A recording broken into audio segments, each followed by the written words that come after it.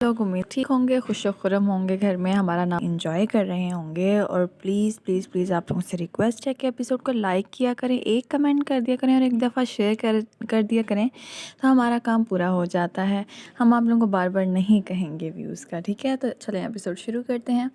आज तो 3 दिन बाद दाखिल हो रही थी अब घर में, जहाँ असफंदियार और वफा की याद 3 दिन से उसने अपना फ़ोन बंद कर रखा था ताकि उससे रब्ता कर सके। लिक उसकी आंखों के किनारे सुर्ख होते देख तब भींच कर रह, मगर उसकी हमायत में एक लफ्ज़ ना बोल सका था। आखिर से कहता, ये लड़की भी तो उसके बाप के कातिलों की बेटी थी। उसे तो रह रह के पछतावा हो रहा था। मोहब्बत तो जिसको जान से ज़्यादा चाहा था, किस्मत ने उसे ही बना रहा था। जैसे ही दाखिल हुई, इशल साहिबा उसके गली, कहाँ चली गई थी तुम? कितने परेशान थे हम सब। वो सुर्ख चेहरा लिए बोली तो वो की कमर पकड़,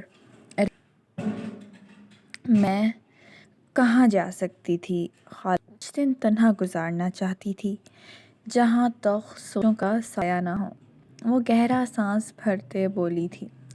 उमर ने भी पीछे से आते उसे गले लगाया था और दानियाल को कड़ी निगाहों के हिसार में रखते बोला था, उसने तुम्हें तंग तो नहीं किया?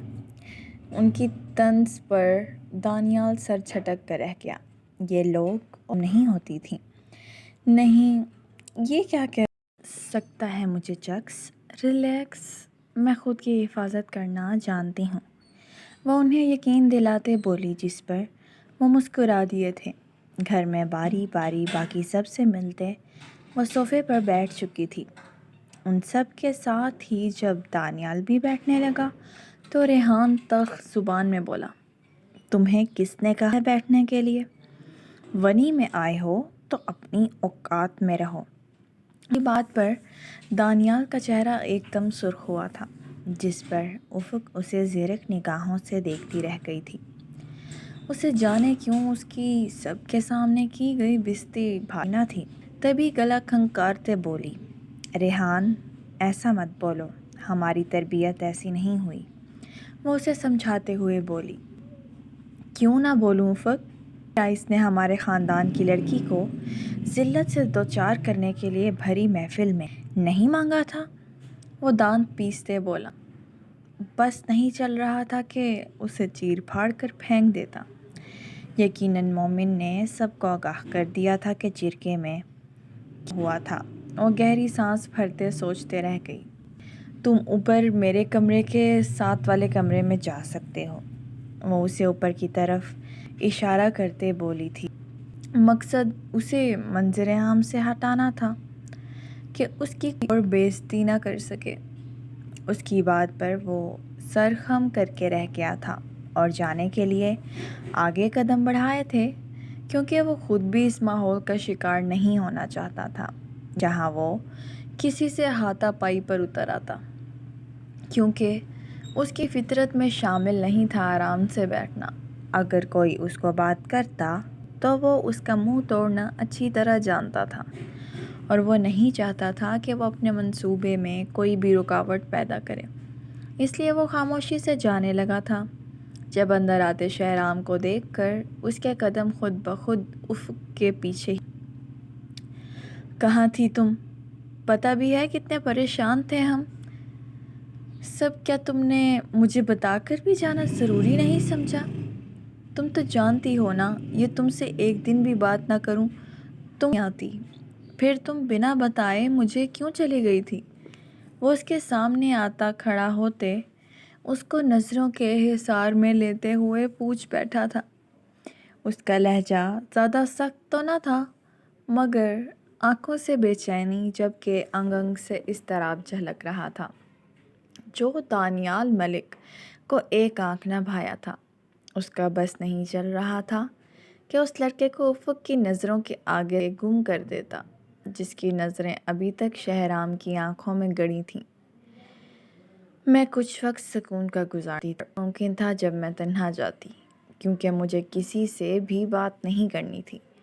वो उसके सामने आती, उसकी आंखों में आंखें डालती हुई बोली थी, जिस पर दानियाल के लबों पर तमस्खराना मुस्कुराहट छलकी थी, जो शहराम की आंखों से मख्फी न रह सकी थी।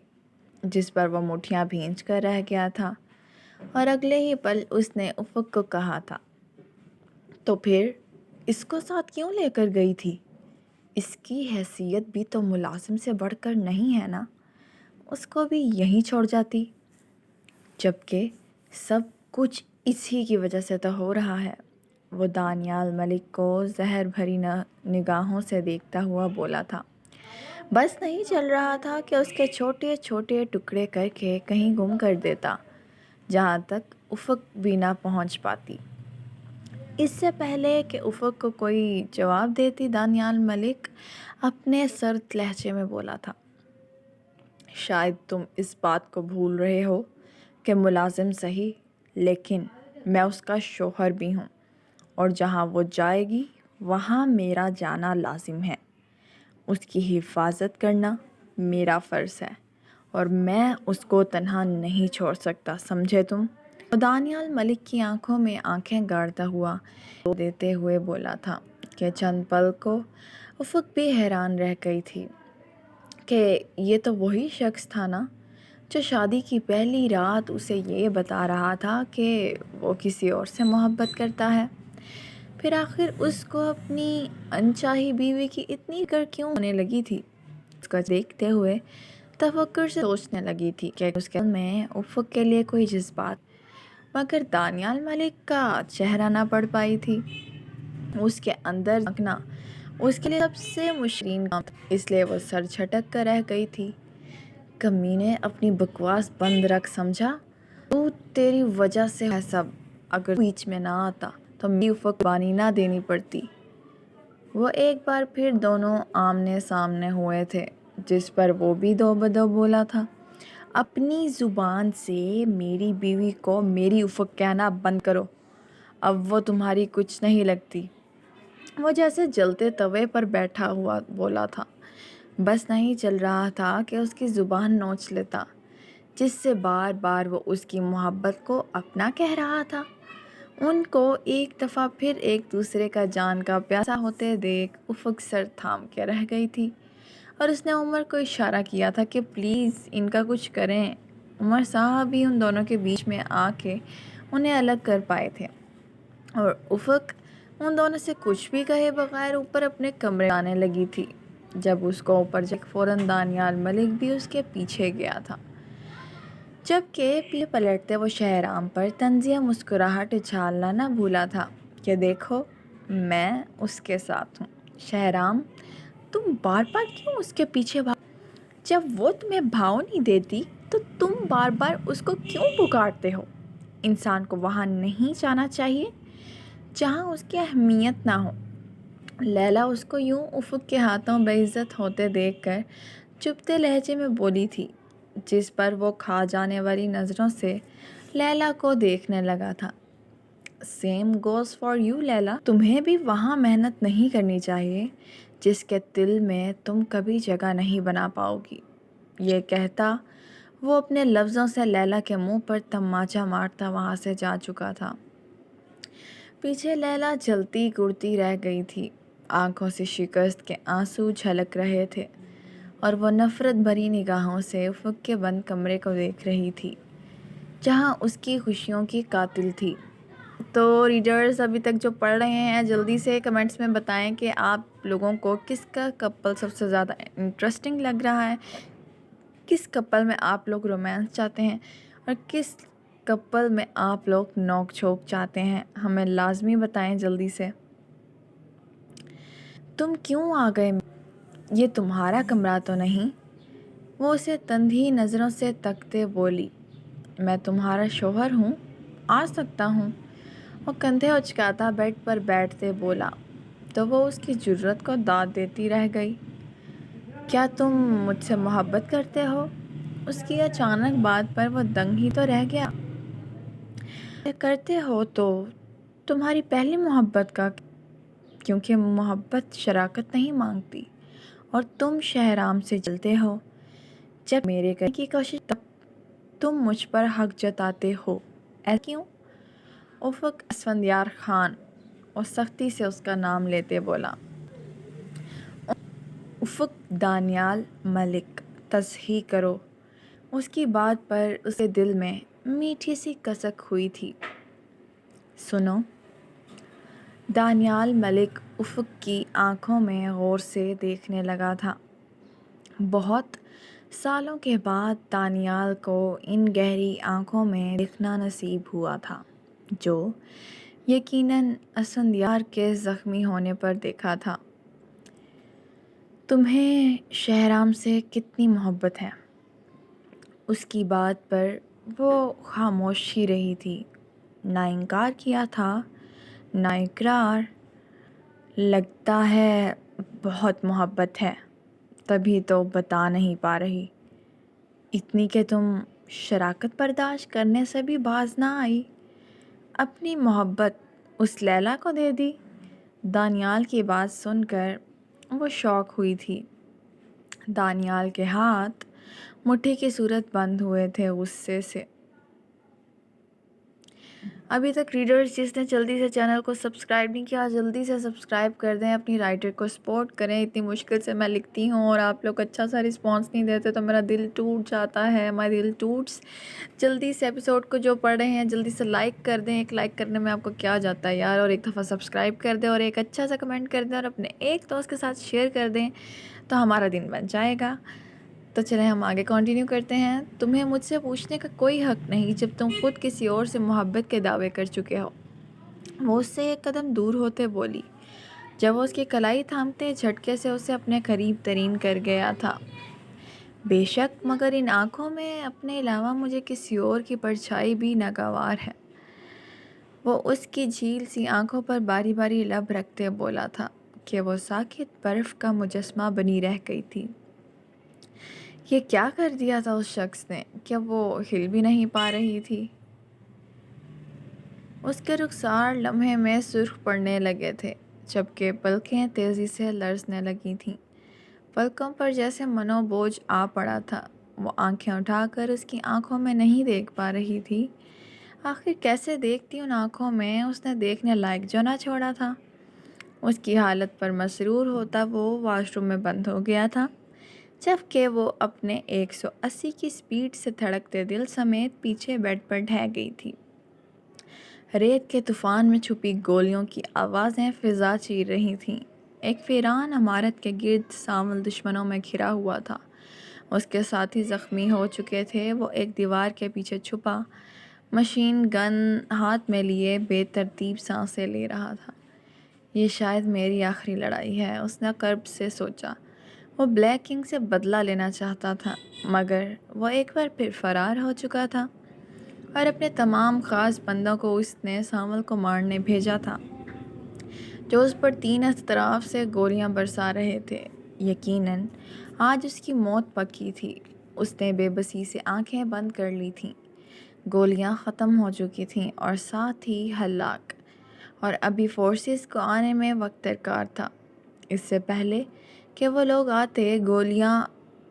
آتے گولی مارنے کے لیے، تبھی ایک گرجدار آواز کے ساتھ زمین کانپ اٹھی تھی۔ دشمنوں کی طرف سے چیخوں کی آوازیں آنے لگی تھیں۔ دور سے ایک بلٹ پروف گاڑی دھول اڑاتی آ رہی تھی۔ دشمنوں کی طرف سے چیخوں کی آوازیں آنے لگی تھیں۔ دور سے ایک بلٹ پروف گاڑی دھول اڑاتی آ رہی تھی، جس کی رفتار بجلی جیسی تیز تھی۔ گاڑی سانول کے ارد گرد چکر کاٹنے لگی تھی، جیسے کسی شہزادے کی حفاظت کے لیے اس کی عوام کھڑی ہو۔ گاڑی کی کھڑکی کھلی اور باہر ایک نازک مگر فولادی ہاتھ نکلا، جس میں جدید ترین رائفل تھامی ہوئی تھی۔ انگلیاں جیسے ساز پر چلتی ہوئی ایک کے بعد ایک تھڑ تھڑ کرتے ٹریگر دبانے لگی تھیں۔ تڑ تڑ تڑ تڑ تڑ، دشمن ایک ایک کر کے زمین بوس ہونے لگے تھے۔ سانول کی سانس جس نے روکی، وہ اس لڑکی کے چہرے پر موجود پینتھر کا ماسک اور اس کے اندر سے جھانکتی سبز آنکھیں تھیں۔ یہ کون ہے؟ واپس چلو، ہم زیادہ نہیں بچے، بلیک کنگ کے ساتھی چلائے، مگر ہیزل نے انہیں مہلت نہ دی تھی، اور ایک کے بعد ایک بم اڑاتی وہ سب کو جہنم واصل کرتی چلی گئی تھی۔ جب ان میں سے صرف ایک بچ گیا، اس کے بھی ایک پاؤں اور ایک ٹانگ کو نشانہ بناتی وہ گاڑی سے اتر کر باہر آئی تھی۔ جان تو بخش دی تمہاری میں نے، تاکہ تم اپنے اس پالتو کتے کو جا کر بتا سکو کہ اس کی موت آ گئی ہے۔ وہ اس کا منہ دبوچتے بولی تھی، تم زندہ ہو پینتھر؟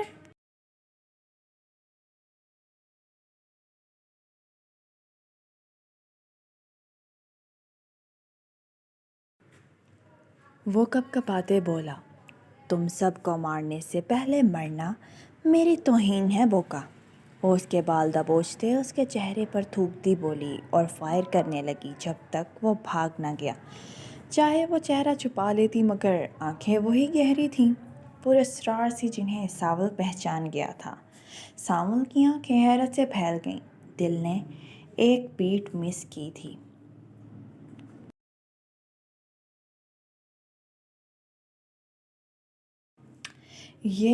یہ ممکن نہیں، صنم تم زندہ کیسے ہو؟ وہ اس کے سامنے جھکی تھی اور ہونٹوں پر ایک تلخ مسکراہٹ آئی۔ میں تمہاری بیوی صنم نہیں ہوں، اسے مارنے میں تو تم نے کوئی کسر نہیں چھوڑی تھی۔ میں ہیزل ہوں، ISI کی فیلڈ ایجنٹ، تمہیں بچانا میرے مشن کا حصہ تھا، بس ذاتی کچھ نہیں تھا۔ مگر تمہیں دیکھ کر ایسا نہیں لگتا؟ اس کی بات پر ساول ایسے تھا جیسے اس کا دل کسی نے مٹھی میں لے لیا ہو۔ تم زندہ ہو، شکر ہے میں نے تمہیں کہاں نہیں ڈھونڈا۔ ساول کی آواز شدت اور احساس سے لبریز تھی۔ ہیزل نے آگے بڑھ کر اسے سہارا دے کر اٹھایا تھا اور کچھ کہے بغیر اپنی گاڑی میں بیٹھتے جانے لگی۔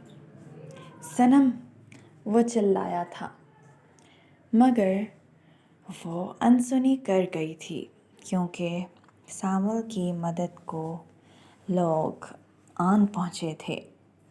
کیسی لگی صنم عرف ہیزل کی انٹری؟ کمنٹس میں بتائیں۔ کل کی ایپیسوڈ زارا اور کیس پر ہوگی اور اویس اور نورالین پر بھی۔ اوکے گائز، تو جلدی سے آپ لوگوں کا ٹارگٹ یہ ہے کہ آپ لوگوں نے جلدی سے چینل کو سبسکرائب کرنا ہے۔ ہر ایک نے جو ایپیسوڈ پڑھ رہا ہے سب نے ایپیسوڈ لائک کرنی ہے، ایک کمنٹ کرنا ہے اور اپنے ایک فرینڈ سے ایپیسوڈ کو شیئر کر دینا ہے۔